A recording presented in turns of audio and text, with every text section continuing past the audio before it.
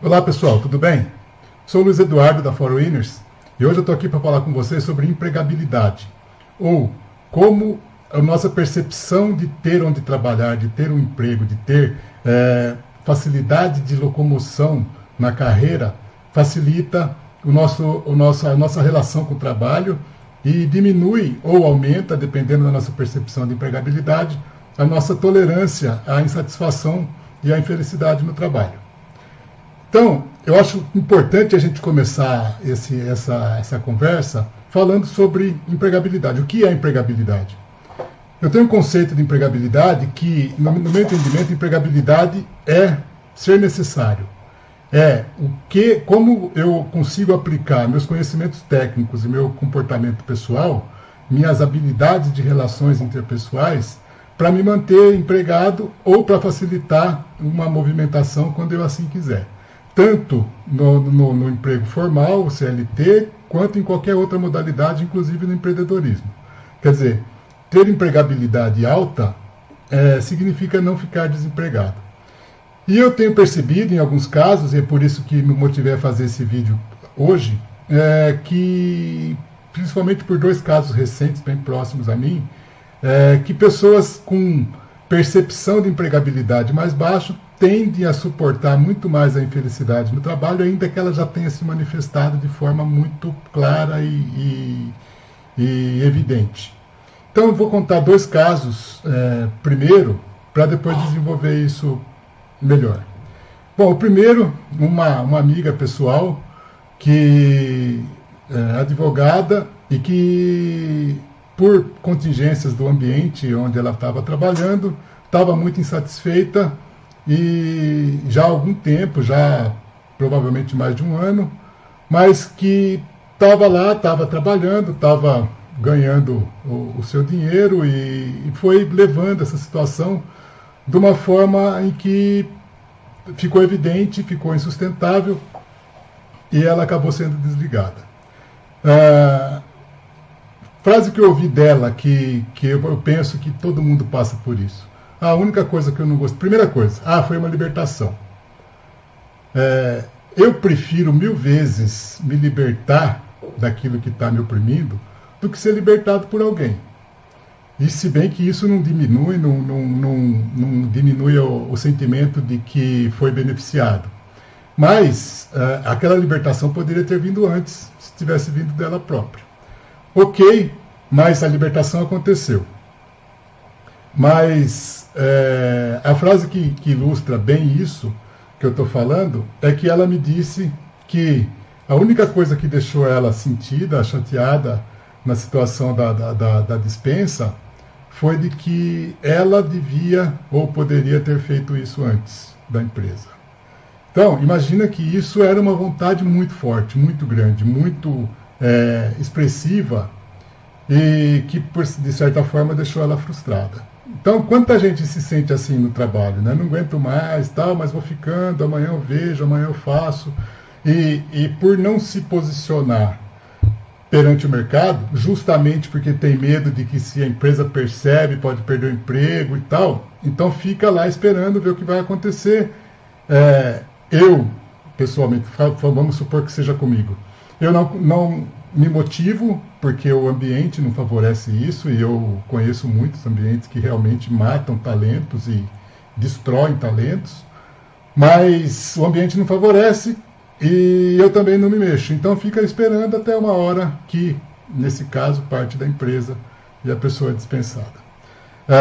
Agora tem que se movimentar, não tem jeito, agora vai ter que procurar e a procura, quando está desempregado, acaba sendo muito mais fácil, porque fica mais claro, porém mais urgente, porque está desempregado. Então, assim, não tem um benefício claro em estar desempregado nesse caso. Independentemente da condição sociofinanceira da pessoa, socioeconômica, mas é lógico que quando tem uma reserva e tudo mais, está tudo bem, mas o ponteirinho de urgência começa a subir, né? Não tem muito tempo para ficar pensando, elucubrando o que vai fazer. Um outro caso, muito parecido com esse, foi de um amigo cliente que se decidiu há uns 2 anos e pouco, 3 anos atrás, a fazer uma movimentação lateral no mercado, ele saiu de uma empresa e foi para outra, no mesmo segmento, mas em posições, em atividades diferentes, apesar de nível funcional de gerência ser igual, idêntico, mas ele foi de prestador de serviço a tomador de serviço na mesma área. Entrou em linha de choque com o gerente dele no dia seguinte. E passou 2 anos infeliz, brigando, mas estava numa boa empresa, queria ver o que ia acontecer, podia ser que, sei lá, 1000 coisas poderiam acontecer, e, enfim, fica esperando, estou ganhando bem, e fico esperando ver o que aconteceu. Até a hora que a empresa que ele estava foi comprada, e tudo indicava que a área dele seria extinta, e ele continua esperando ver o que vai acontecer e tal, até a hora que acontece. Acontece, foi demitido, vira urgência. Por que que a gente, mesmo infeliz com o trabalho, tanto tempo infeliz no trabalho, não toma a atitude que tem que tomar? É uma pergunta que eu me faço, eu não tenho uma resposta clara para isso. Mas, ainda ontem, e eu estou falando com vocês hoje no dia 10 de janeiro de 2019, ontem eu tive uma conversa com um amigo que está há 2 anos fora, morando na Suíça, trabalhando numa grande empresa, o ápice da carreira de quem trabalha com esporte. Ele está lá na Suíça num cargo elevado, de alta gerência, e ele me disse assim: Luiz, é impressionante, uma das coisas que eu tive mais dificuldade lá para entender a cabeça do suíço é quanto à relação com o trabalho. Lá, a pressão, palavras dele, a pressão normal que é exercida sobre os trabalhadores no Brasil, tipo aquela pressão de que tem poder, quem decide se dá o emprego ou não dá o emprego, lá não funciona absolutamente. E aí ele explicava a ele, falou, teve um caso lá na empresa que ele trabalha, que uma determinada área foi reestruturada lá e ia aumentar muito a carga de viagens para aquela área. E nessa empresa, quando fala aumentar a carga de viagens, pensa em viagens internacionais longas, não é assim, vou ter que ir para o Rio de Janeiro de manhã e voltar à tarde. Viagens internacionais longas. E aí essas 2 pessoas conversando perto dele, e o cara falou para mim, não vai afetar nada. Por quê? Vou me demitir hoje. Quer dizer, vão aumentar minha carga de trabalho sem me consultar, sem me envolver na decisão, tchau, vou embora. E foi. E acabou que aquilo toma uma repercussão lá, opa, vamos rever esse negócio, porque... Mas aquele lá já tinha ido. Suponhamos que seja um grande talento, perdeu o talento, simplesmente por causa de uma decisão unilateral, uma decisão de baixo para cima, que absolutamente aquele tipo de povo não percebe. Então eu comecei a analisar, a diferença entre o que esse meu amigo me relata da Suíça, que eu não conheço, não estava lá, mas ele me contou casos desse tipo, outros casos desse tipo. E esses meus 2 amigos, os 2 amigos próximos, que passaram, sofreram bastante, que eu sei e interagi com eles nesse período, mas não se decidiram em sair, e agora estão libertos para fazer o que podem fazer nesse sentido de se expor para o mercado e procurar e tudo mais. Pensando nisso, eu falo, será que a diferença é o povo brasileiro com o suíço, ou é o Brasil para a Europa, é problema cultural? Eu me lembrei de um caso não tão recente, mas de também uns 2 anos atrás, de 2 amigos meus, clientes amigos, diretores de empresas diferentes, do mesmo segmento, ambos perderam emprego juntos, praticamente no mesmo mês. Um deles demorou um pouco menos de 3 meses para se recolocar no mercado, se recolocar bem, e o outro demorou mais de 6. Então, assim, o mesmo segmento, no mesmo nível funcional, no mesmo nível hierárquico, Um demora 2 meses e pouco, outro demora quase 7 meses. O que tem de diferença um no outro? Um deles tinha trabalhado 17 anos na Itália. Justamente o que arrumou o emprego primeiro. Justamente o que demorou menos de 3 meses para se recolocar. Aí eu vejo um padrão semelhante ao que o meu amigo me disse ontem, em relação a estar disposto a conhecer o mercado e fazer o que tem que fazer, ao outro diretor que se limitava ao trabalho dele, se expunha pouco no mercado, por consequência tinha um networking menor, e as alianças produtivas, como eu trato o networking, demoraram mais para funcionar, e aí tá mais uma vez, que tem a mentalidade europeia de que o emprego é importante, mas sou eu que decido o que eu faço com a vida, apesar dele ter sido demitido, mas se recolocou no mercado rapidão. E o outro pensando, não, eu devo para a empresa me suporta, a empresa me garante e tal, na hora que perde o emprego, perde o chão.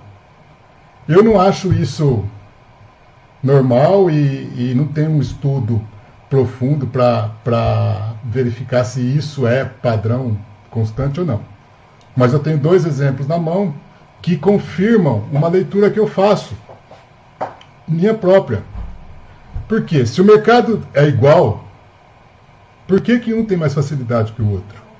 Eu estou falando do mesmo mercado, mesmo nível de formação, mesmo nível de exigência, mesmo segmento econômico, inclusive.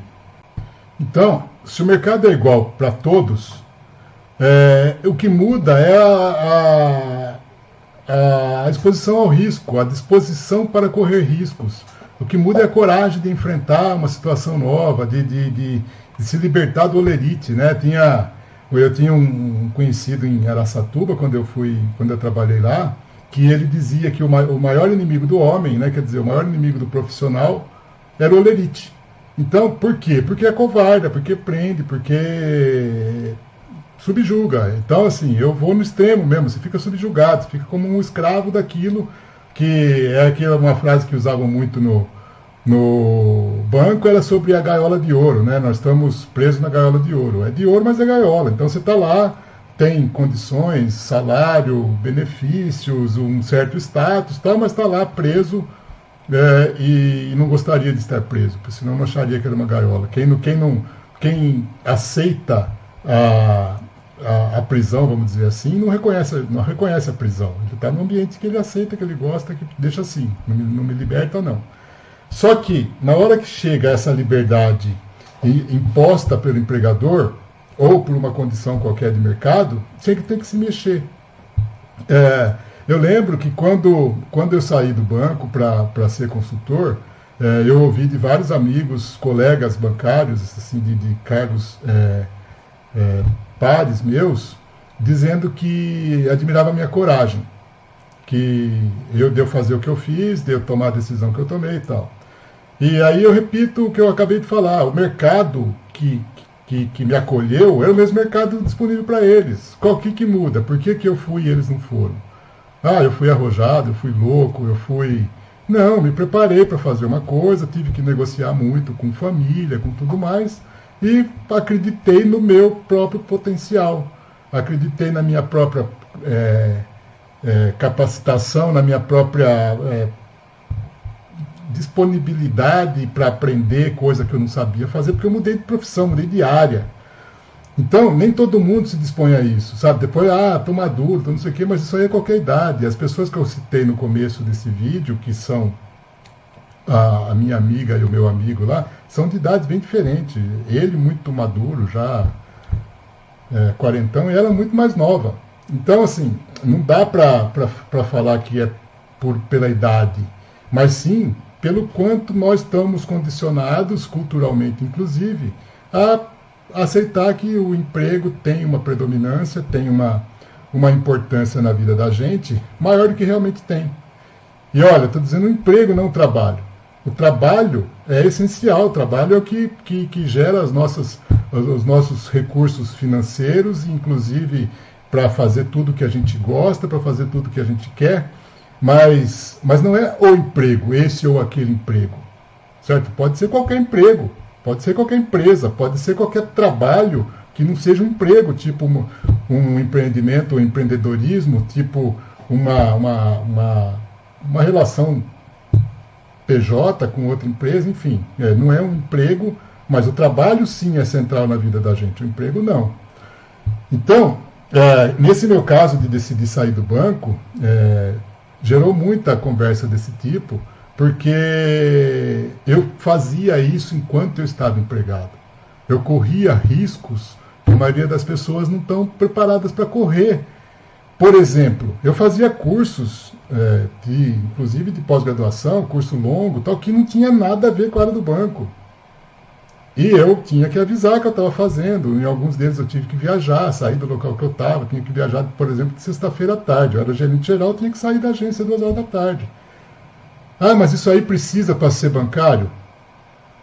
Eu falava, precisa para minha carreira. Se vai servir para o banco ou não, depende da gente estar alinhado, estar convergindo com as intenções, tanto as profissionais minhas, como as de carreira do banco, para mim, mas tinha que estar convergindo. Mas eu queria fazer aquilo. E eu tinha que expor.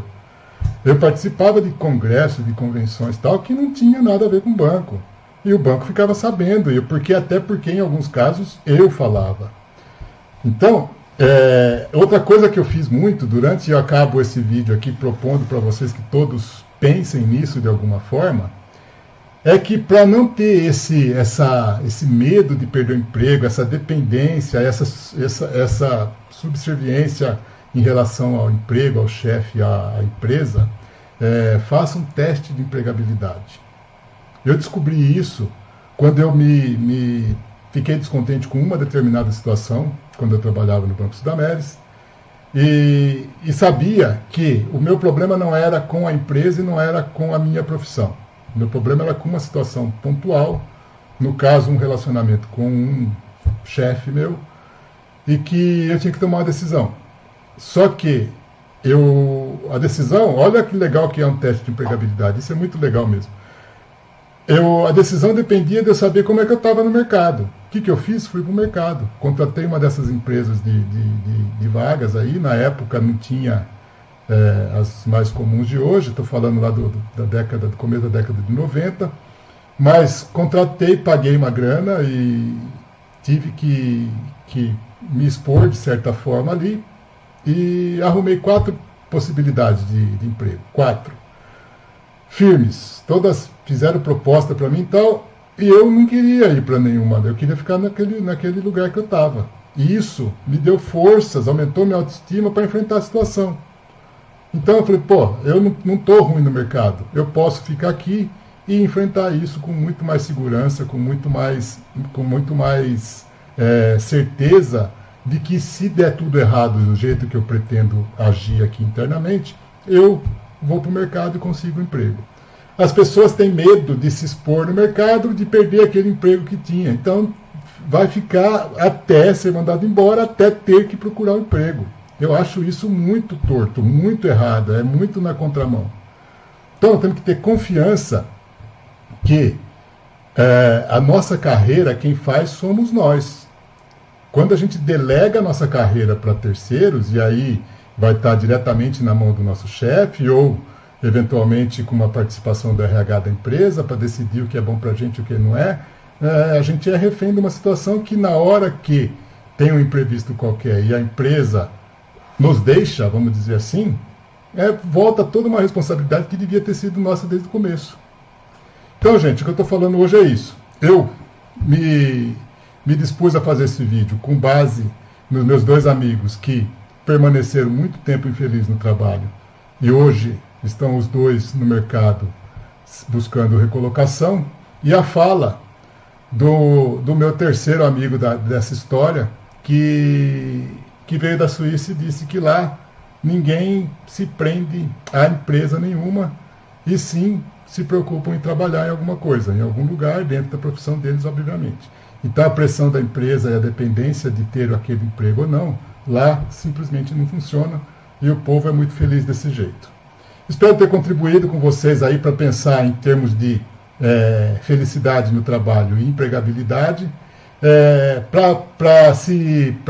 para usar praticamente isso que eu estou falando, faça um teste de empregabilidade, envie um currículo de vez em quando, é teste mesmo, envie um currículo e vê o que retorna. De repente o mercado não está de fato bom, ou de repente eu tenho que fazer uma melhora no meu currículo, ou de repente você descobre que tem muita oportunidade no mercado, que normalmente tem, e a gente fica sofrendo e com previsões pessimistas ou com medos aí que absolutamente não precisava ter. Pessoal, é isso por hoje. Obrigado. Desejo a todos muito sucesso, alegria e felicidade.